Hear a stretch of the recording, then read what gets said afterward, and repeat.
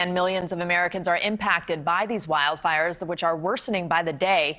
Joining us live tonight is CHRISTINA Henderson with the Tamarak Fire Rocky Mountain Incident Management Team. Welcome. Thanks for joining us here on Prime. Thank you for having me. So where does the Tamarak fire stand now? We know yesterday it was only 4% contained. Can you kind of paint a picture of what you're contending with here? Sure. The Tamarak fire continues to be 4% contained. We had set off a backburn to cut off fuel supply that was threatening on the east side. And so the acreage grew, but it grew in a controlled manner. And that's why we are still at 4% containment. We did, if you look at the map behind me, we're able to get a little bit more black line in. Communities on the west side of the fire are now being let back in as it becomes safer. So there is a lot of anger out there because before this fire got out of control, the Forest Service allowed it to burn. They made that decision. What happened here? At this moment, we as the incident management team, we came in and we are doing our best to take control of the fire and fight it. I cannot speak for what happened before we got here.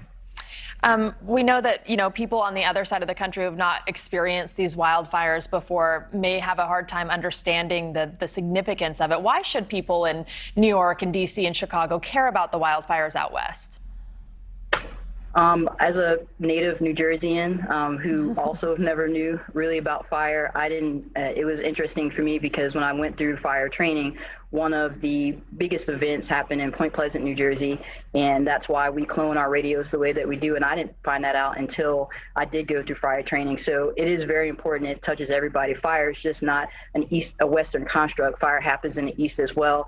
It's not happening right now or at the scale it is happening out here, but it doesn't mean that it doesn't happen. And so I think it is important for us to, one, know the history and one, know what's going on out here. So that way, when and if it does come to the East, people aren't caught off guard.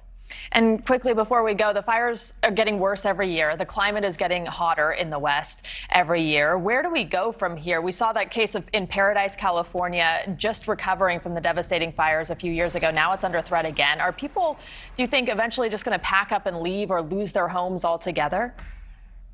I think that, in my opinion, where we go from here is better education, better outreach, better planning, and we continue to get the funding and the things that we need. People shouldn't have to pack up and leave their home where they've been. We just have to be more prepared, and we are taking strides to that. CHRISTINA Henderson, I know you're very busy. We appreciate your time tonight. Thank you. Thank you.